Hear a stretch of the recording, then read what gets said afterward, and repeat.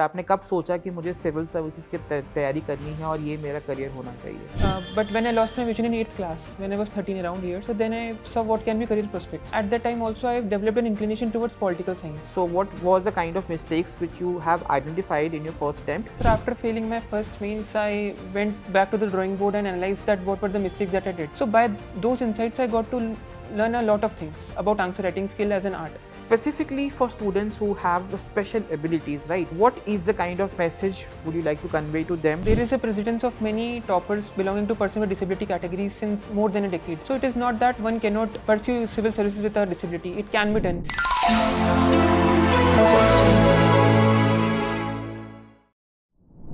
Hello everyone. Today in conversation we have Manu Garg with us, who has secured an all-India rank of 91 in this year's UPSC CSE examination. Manu is a very strong example of dedication, perseverance, and maybe coming out of all the hardships he has faced in his life. Manu lost his vision when he was 8 years old, but again, he had a determination to become an IAS officer, and that determination had made him success in this examination. So again, his conversation, his experiences today is certainly going to help a lot of students who are preparing for this examination. So very warm welcome to you, Manu. Thank you, sir. So Manu, ये चालू कैसे हुआ? मतलब what was your dream? As in, is it started later in the life? और आपने कब सोचा कि मुझे सिविल सर्विसेज की तैयारी करनी है और ये मेरा करियर होना चाहिए? Sir, very initially in my life, I had an idea ki what is civil services, and I was quite attracted to it. But when I lost my vision in 8th class, when I was 13 around years, so then I saw what can be career prospects. At that time also, I have developed an inclination towards political science. I was quite interested in how the state operates and how state as an organization is controlling so many aspects of life. So I wanted to be in the state. Similarly, I also was inclined towards the serving the society and giving back to it, because I got support, immense support from different sections of the society when I faced this visual impairment. So उस time पे मुझे लगा कि ये सब चीज़ें align कर रही है with civil services. I also saw many examples of successful civil servants who performed exceptionally well despite their disabilities. So I thought I can be one of them. So these all factors combined, and I started preparing for civil services in my college days. Okay. So Manu, this journey was very new, and again you started preparing in the very initial phase, right? So may I, of course, ask this, that again your decision for enrolling in Delhi University in Hindu College, and again choosing PSI as an option, as a subject of graduation, followed by you have pursued your masters in JNU.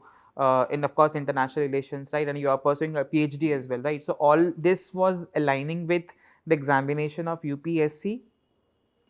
So the decision of political science and taking a humanities subject was not aligned with UPSC. It was not a deliberate decision.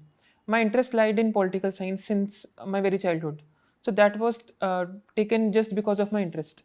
So beyond when COVID came and lockdown was a necessity, then I got free time. Then I started my UPSC preparation, and I found out that political science as a subject is helping me out quite a bit in in civil services. However, the decision to take political science retrospectively was not in sync with UPSC just for UPSC.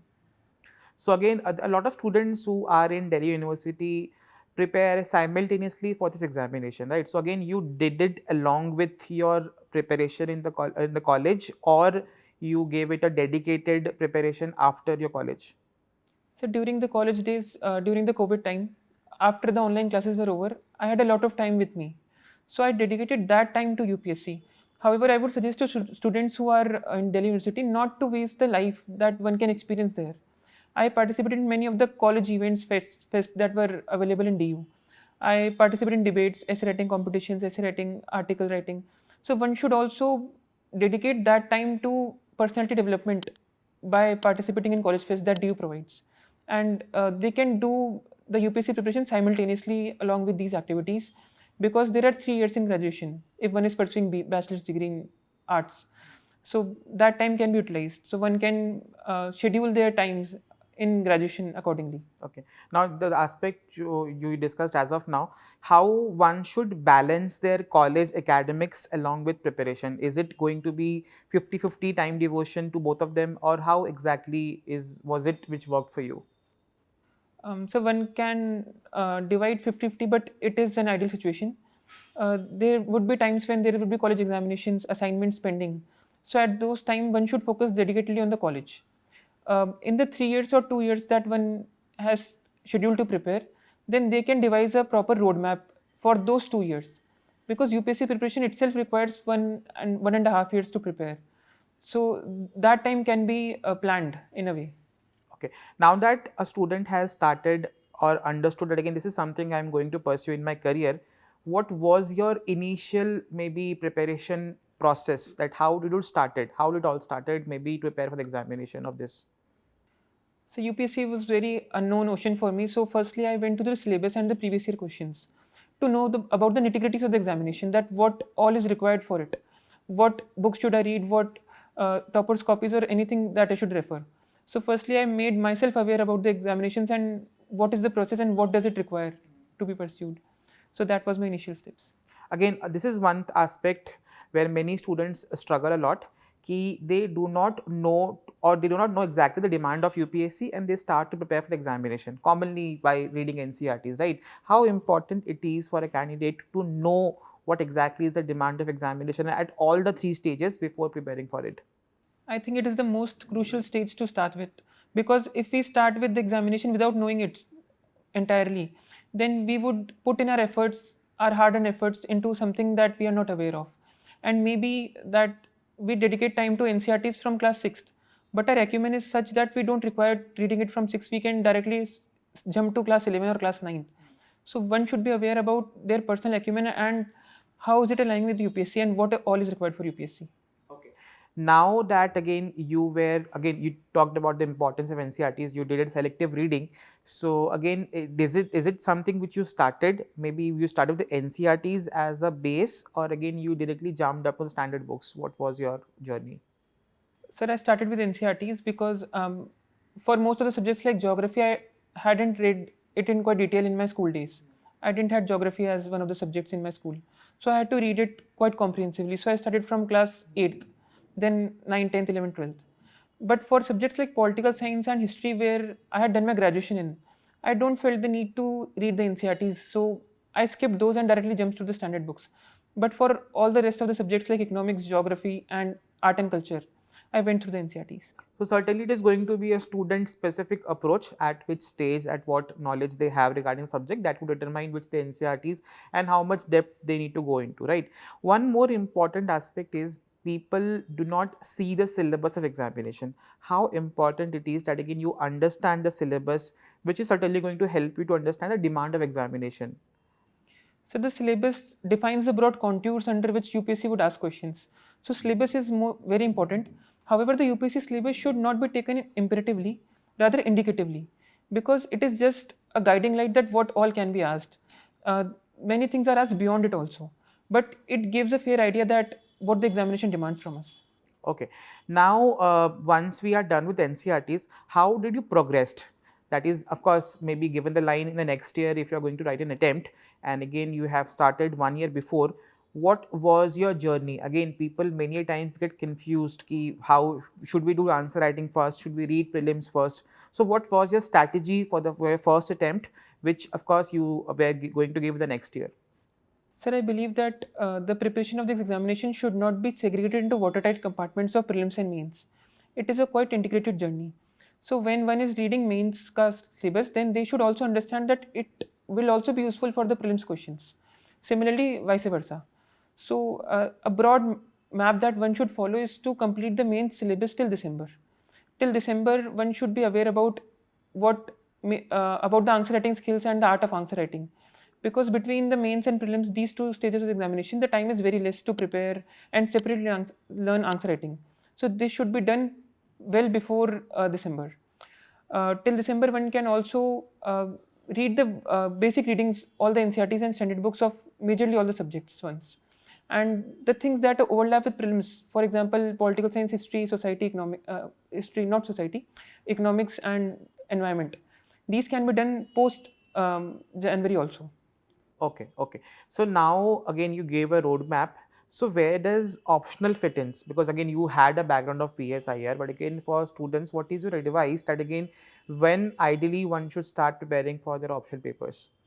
So, firstly, regarding the choice of optionals, one should take an optional where one is interested in, not just seeing the trends of marks or if any topper is recommended, because the interest is the thing that would help you, that would fuel your motivation for reading the optional, and which one has to read in quite depth. So, regarding optional, if one is starting from July or August, then they should try to finish the optional in 3 or 4 months. Okay, so and again after January one should start dedicatedly preparing for prelims examination. That's what you did. And again, you certainly discuss this very in a very good manner that again answer writing is an aspect where again one should start from the initial beginning. Why? Because there are 2 months or 2.5 months roughly left within prelims and mains examination. That is not the time where again one should start writing down the answers idly. Now, one important other aspect is current affairs, right? Many a students struggle that again, of course, maybe many of us do not read newspapers in our college days, right? And once we start preparing for the examination, one very important aspect is to be aware about things happening around us at national international level, right? So how one should start preparing for current affairs specifically for this examination?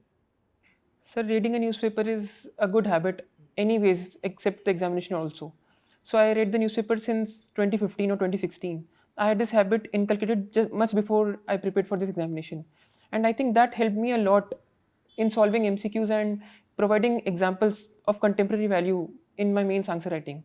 So one can read any newspaper, but at least they should be well aware about what is happening around, because I believe that UPSC as an examination process is testing one's curiosity and curious bent of mind, whether one is aware about the recent events and how do they impact the different dimensions of one's life. So that is what UPSC's demand is. So if not newspaper, then one can also refer to magazines, monthly magazines and other magazines, or monthly compilations where all the news happenings are compiled at one place. But I would definitely prefer newspaper above magazines, because newspaper not just helps in current affairs awareness, but they also help to build that vocabulary, to build that sentence framing and structures, which can also help in main answer writing. Absolutely right. Now, as we discussed about monthly magazines or current affairs compilations, of course, because again, newspapers are that we read on a daily basis. But again, of course, examination is going to be 1 year later, 1.5 years later, right?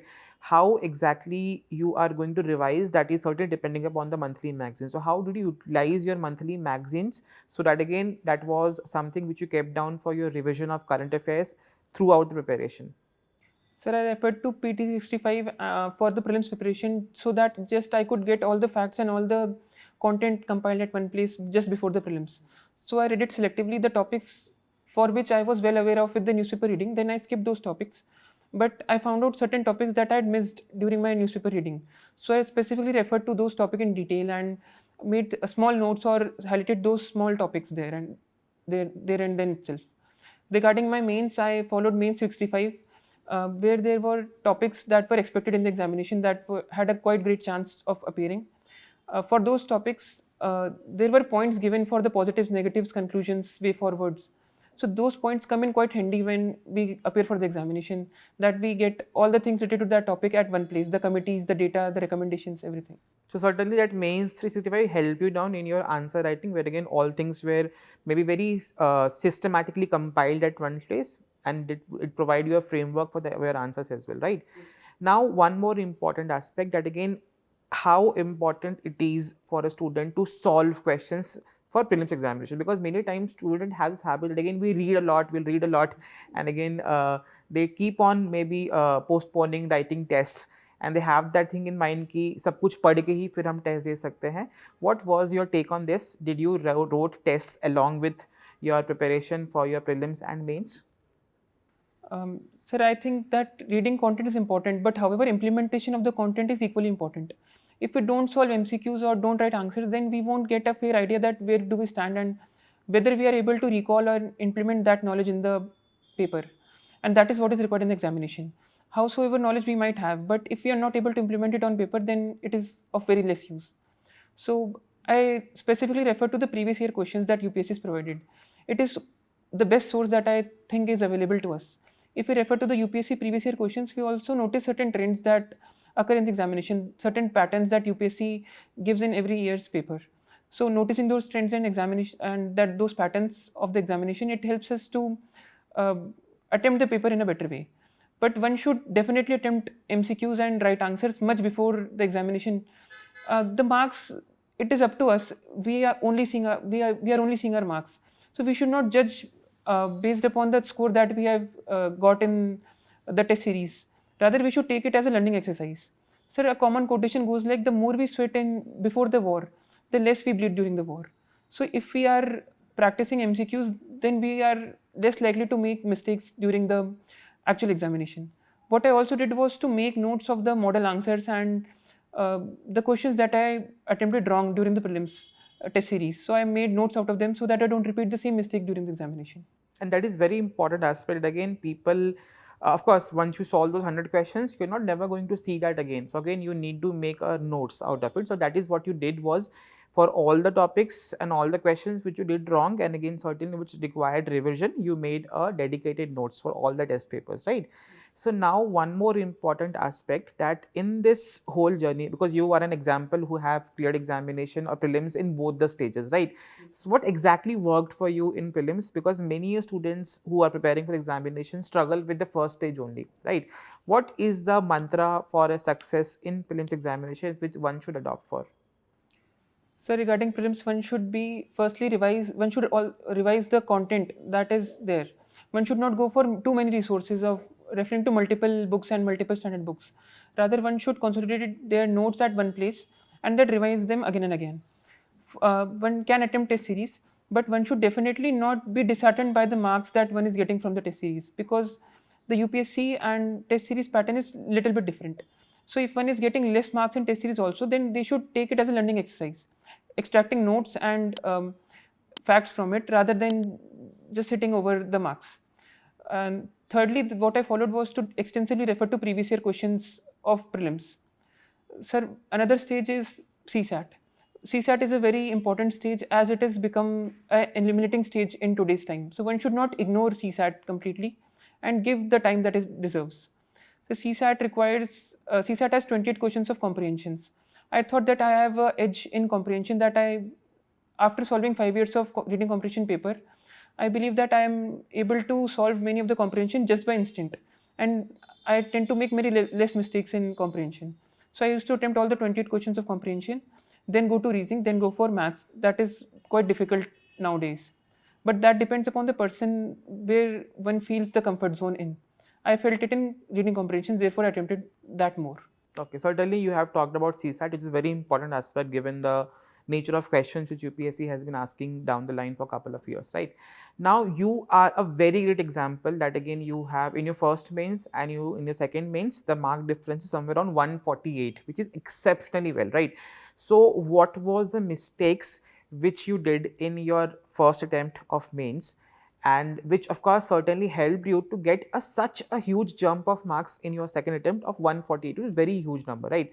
So what was the kind of mistakes which you have identified in your first attempt, which you improvised in your second attempt, and of course which led to one of the highest marks in the GS papers, few of the GS papers, which led to you to or land you in this set of marks in this year examination? Sir, after failing my first mains, I went back to the drawing board and analyzed that what were the mistakes that I did. So for that, I referred to a lot of toppers' copies, that if they have scored good, what have they written and how they have structured their answers. So by those insights, I got to learn a lot of things about answer writing skill as an art. Firstly, I used to just read the question and write whatever it is asked and whatever I know. But later on, I realized that answer writing is not what you know, but what the question is asking. So I specifically focused upon the demand of the questions and tried to address every single demand of the question that is being asked. Because if even we miss one of the demand out of the three demands, then we are definitely planned to lose upon the marks that were allocated for that particular demand. So understanding the demand of the question is the first step that one should do. And one can refer to the toppers' copies and see what different headings, different points they have written to address that demand. So secondly, I prepared a list of data, diagrams, and facts that have to be written in my mains. I also prepared a good amount of list for quotations. For example, Honorable Prime Minister has said that we just not want women development, but we also want women-led development. So I extensively use such kind of quotations for my introduction and conclusion in the examination. So these helped a lot. Sir, thirdly, what helped was to taking down notes from the topper's copies. I read the topper copy, then I typed out notes, whatever I felt that this was a good point and this could be replicated in my examination also. Then I took down notes from the topper's copy.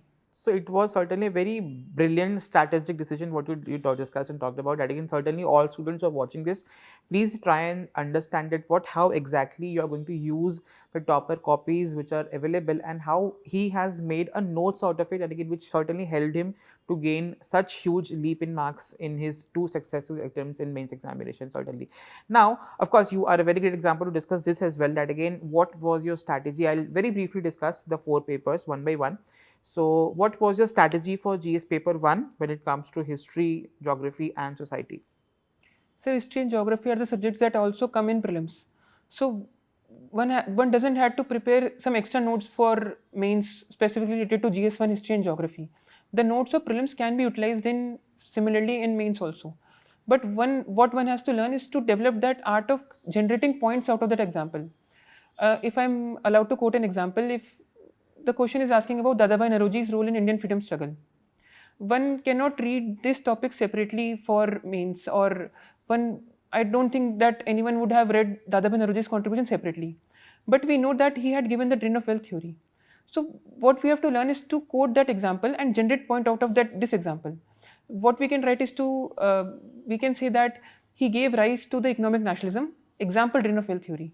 So I have generated a point out of that example. So this art has to be learned specifically for mains, and notes would be same for prelims. Regarding society, there are about 10 to 15 topics that are asked again and again in society paper. It is quite cyclical and the syllabus is limited. So one can take template answers of those particularly topics from toppers copies, or they can generate it by themselves. I prepared notes for regionalism, urbanization, globalization, role of women. So for these I prepared data and introduction conclusion pre-hand, so that I don't have to struggle in the examination, because these questions tend to repeat themselves. So, for repetitive themes, what you did was you prepared a standard introduction and conclusion, which helped you down to save time for answer writing in this examination, right? Again, we talk about this, but again, we don't this, and he's an example who had done this and certainly saved time in his mains examination, right? Now, paper 2 and 3 are told to be the most dynamic papers, where again, you need to have a very contemporary touch around the topics which are there in syllabus, specifically in answer writing aspect as well. And again, the nature of questions have been on a contemporary side or tilt towards a more contemporary side. So, what was your preparation strategy? How dynamic aspect of this question paper you took into consideration while preparing for these 2 papers?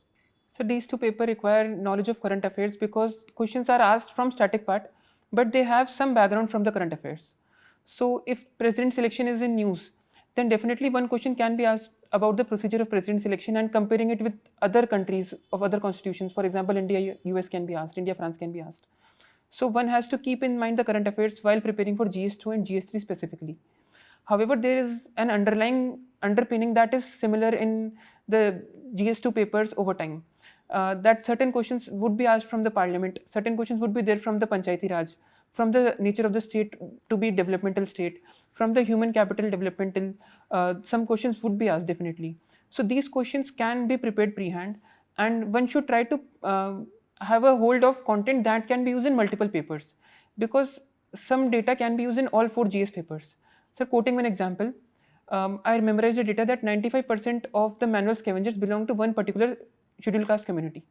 So this particular data can be quoted in not just social justice, society, the role of state, the relevance of caste, GS3 in economics, but also in GS4. So such type of data banks can be created where one doesn't have to memorize a lot of data, but the similar data can be used at multiple levels. So maybe this is again, he is giving me again many points to discuss with all of you, that again, one data can be used in multiple papers, and that is something which we need to identify, and that is requires a understanding of syllabus in a most diversified and a multi-dimensional aspect. Again, we cannot see economics only as economics, we cannot see society as only society. We have to take up all subjects into consideration, and again understand it is something which is requiring a knowledge for clearing examination, right, which you did very well, right? So now coming to economics and again the paper 3 wala part, how did you did prepare for this particular aspect? So GS3 paper is considered to be quite dynamic. However, I feel that it is not so dynamic because different sections like agriculture and internal security, there is a limited number of topics that are being asked. If regarding agriculture, if we prepare all the demands and components of agriculture, for example, seed, fertilizer, post-harvest, pre-harvest, then the questions might be asked from the similar lines. There is a greater chance of being that.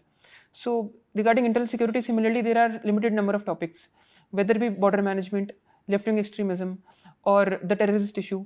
So these questions, cybersecurity is a topic, the theme that is repeated multiple times. So one has to go through this GS3 syllabus, pick out topics like inclusive growth, GDP, GST, different reforms, then prepare content pre-hand. One can prepare a list of keywords, data that can be used in this answer. So I prepared theme-wise. I prepared one-pager notes of the different topics of the syllabus. Then I wrote down the different dimensions that I have to put in my answers and prepared accordingly. So that one-pager notes which you're discussing, it is something which you did for all the subtopics of syllabus? Yes, mostly for all the subtopics, especially in GS3 and GS2. Okay, and how did you did a value addition on this? Did you completely, because that is one problem when students starts to make notes, they end up writing other book as well, है ना, वो पूरा एक book लिख देते हैं, but again they don't understand कि notes are something which is should be kept for a revision purpose. So again I'll take this aspect that how effectively you were coming when it comes to note making for this whole preparation of mains and prelims. Sir, I made my notes in line with what I would write in my answers. And the normal point, general points that we all write, that there is a personal issue or finance issue or institutional lacking, institutional bottlenecks. I didn't write those points. What I wrote was unique, catchy lines or keywords or data that could enrich my answers, and the data that I won't remember till my mains. If I'm sure that certain amount of data I've read it multiple times and I would remember it anyhow, then I didn't write that data. I only wrote that data that I would definitely forget till my mains have been mains are there, or there are greater chance that I will forget that data. So I used to specifically write that data in my one pagers.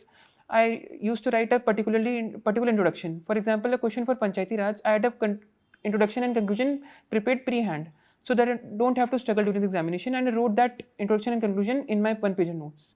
Okay, that is certainly your one-pager notes contain data, facts, figures, introduction, conclusion, standard for all the majorly subtopics of paper 2 and 3, right? Now coming to paper 4, ethics, integrity and aptitude, where again there are two set of questions, one are theoretical questions, one are case studies. What was your strategy for this paper? So for GS4, firstly, I again prepared a list of values and current examples that can be used. And because ethics paper is a paper that anybody can attempt, but however, to get an edge over others, usage of different theories and keywords is required. From my political science optional, I also use different theories that are taught in political science to attend this paper. For example, liberalism, human rights approach, these are theories that can be easily incorporated in ethics answers also. Regarding the theoretical questions that are being asked, one can easily attempt those questions if one has read the syllabus in detail and has a quite bit idea about what the ethics paper is about. For this paper specifically, I referred to toppers' copies and referred that how they are answering different questions, and especially the quotation-based questions.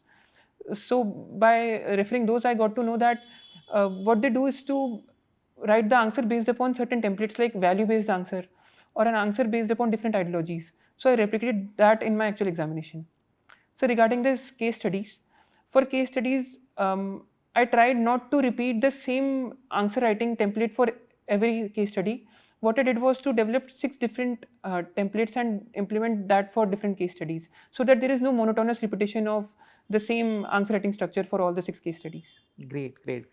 Now coming to your optional, I don't ask you what was strategy, I'll ask you, many students who have an optional subject which was their graduation subject, how is it something which makes this whole process preparing for optional easier, or maybe how one can along with their graduation simultaneously prepare for UPSC 500 marks paper, that is your optional, and what was your strategy which you did? So optionals play a very important role in selection or deciding the ranks. So optional paper cannot be ignored and has to be given the equal worth that it deserves. So regarding my optional political science, I had the inclination towards political science since my very childhood, and I had taken the same subject in my graduation, post-graduation or Ph.D. even. So knowledge from those areas definitely help, because the boundaries are very blurred when it comes to academics and writing answers for the optionals. So the academic knowledge that one has developed can be utilized in optionals. However, that is not the case that one has to take the particular graduation subject only as optional. I would again say that it depends upon the interest that one has. If one has lost interest in the graduation subjects, then they can definitely change their optionals. One doesn't have to stick to that particular graduation subject for their entire life or their entire UPSC journey. What I did was I read different primary resources for research papers for my master's at JNU. So I quoted those lines and those research paper in my optional answers also, and I think those helped in scoring 280 in my optional. Okay. Now, Mani, we are going to shift the conversation from academic to non-academic aspects of the journey, right? So again, you are a true inspiration for many of the students who are preparing for examination, because in spite of all the hardships, you have successfully cleared this examination. Specifically for students who have the special abilities, right? What is the kind of message would you like to convey to them, that again they should believe in themselves? Yes, we have something within us, which is of course, and that could not be a hurdle in this examination. Firstly, address that aspect. There is a precedence of many toppers belonging to person with disability categories since more than a decade. So it is not that one cannot pursue civil services with a disability. It can be done, as I have also done. However, the methodology that to study and the methodology to attempt the paper is quite different. If one reads the book by seeing the book, flipping the pages, then for us it would be listening to audiobooks or listening to the screen readers or softwares. So the method differs. However, one can achieve the same output and the same amount of marks or the same result as other people have achieved, even with disabilities. So if one takes down notes with pen and paper, what I did was to learn the art of typing. I learned typing so that I could type without seeing the physical keyboard itself. Then I used the OTG cable to integrate the physical keyboard with my mobile phone. Then whatever I was reading, I used to type it down and compile it into a single docs file, then read it through different softwares like InVisionAI, Kibo, etc. So the method differed, however the result didn't. So one can pursue civil services, achieve it, and surmount it even with a disability. Okay. Certainly, I will not call it disability, I call it a very special ability which everyone has, and again, this is a nature gift to us. And again, at any point in your preparation, was there a stress factor which came in that again, and if yes, then how to tackle that? So this journey is full of ups and downs. And then I would be lying if I say that there were no stress in this journey.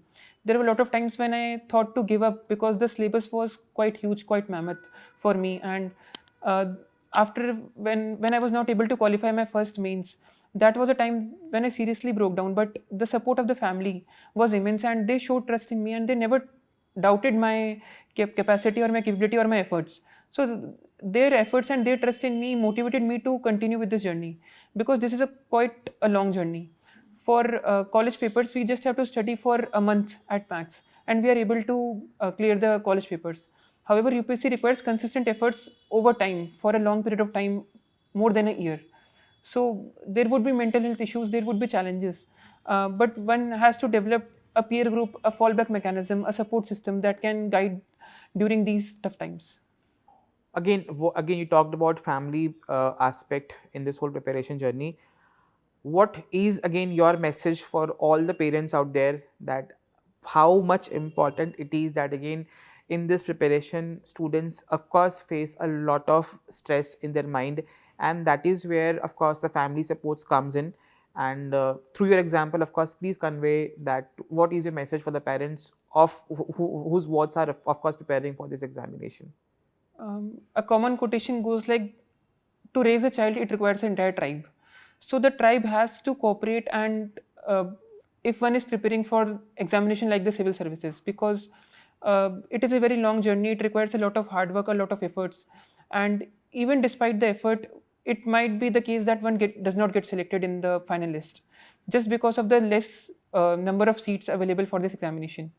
So I want to tell one example and one analogy to give.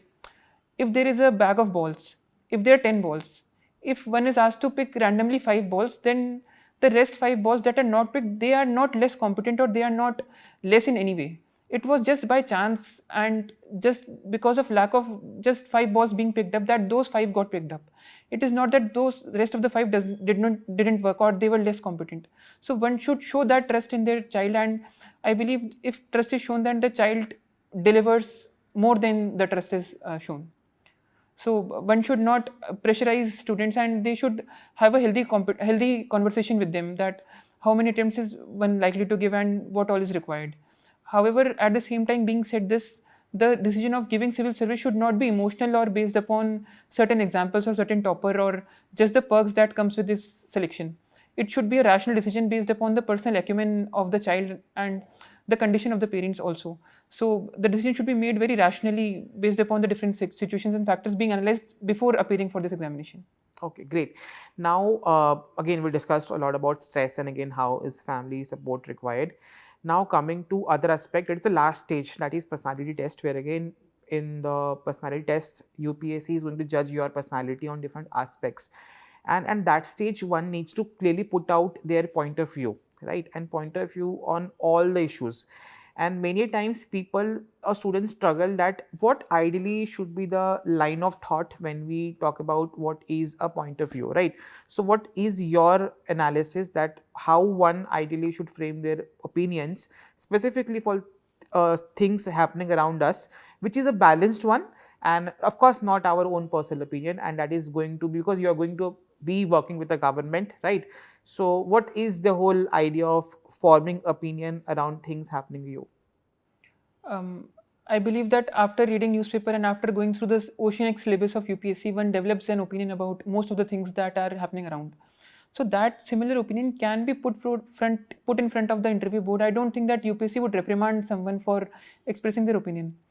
However, being said that, the opinion should be in sync with the government policies, because we as citizens of India and we aspiring to be future bureaucrats, then our decisions and our thought processes should be in line with what the government of India is saying.